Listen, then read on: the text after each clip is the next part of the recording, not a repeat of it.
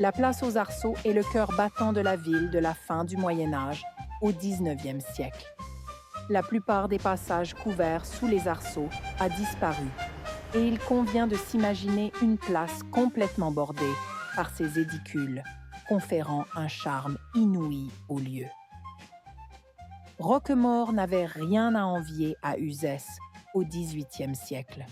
Les archives mentionnent un droit de marché obtenu en 1570 qui n'est sans doute rien d'autre qu'une confirmation d'un droit plus ancien. Ainsi, en 1615, la place de Roquemaure est animée par un grand trafic.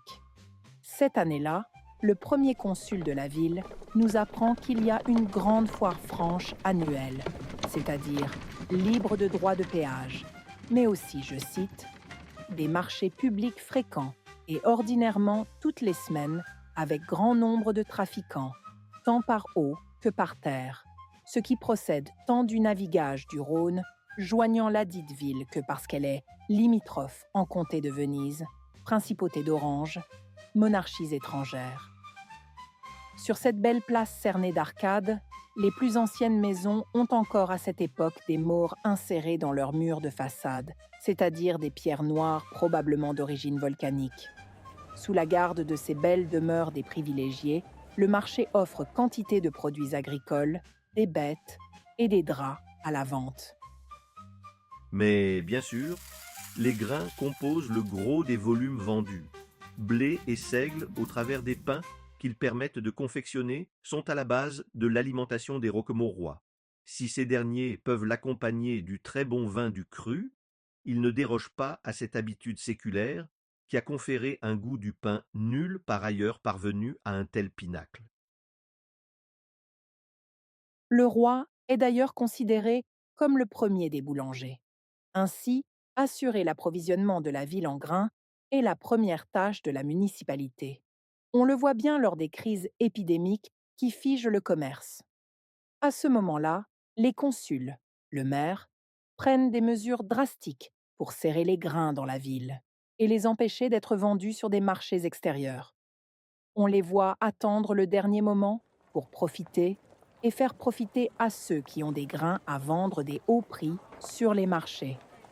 C'est le vendredi que s'ouvre le marché aux grains sur la place. Les arceaux l'abritent les jours de pluie et jouent alors le rôle de la halle aux grains que l'on trouve ailleurs. Pour autant, il ne faudrait pas croire que cette commodité ait été à l'origine de ces constructions. Ces avancées représentent une adaptation à une nécessité urbaine dont la cause est à rechercher dans le besoin d'espace. Alors que la ville se densifie au XVIe siècle avec la croissance de la population, alors que la destruction des faubourgs pendant les guerres de religion augmente la densité de population dans la ville, les Roquemaurois étouffent. La place du marché devient un enjeu urbanistique. D'un côté, les riverains voudraient mordre sur la place, mais ceux qui perçoivent les taxes sur le marché ne veulent pas en réduire la superficie, car cela abaisserait leurs profits. Une seule solution a été alors possible, construire sans pour autant réduire la superficie de la place.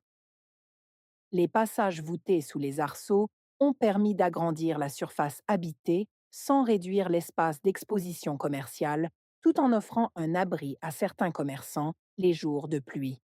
Ces jours-là, il y a fort à parier que les vendeurs de blé étaient prioritaires sous les arceaux.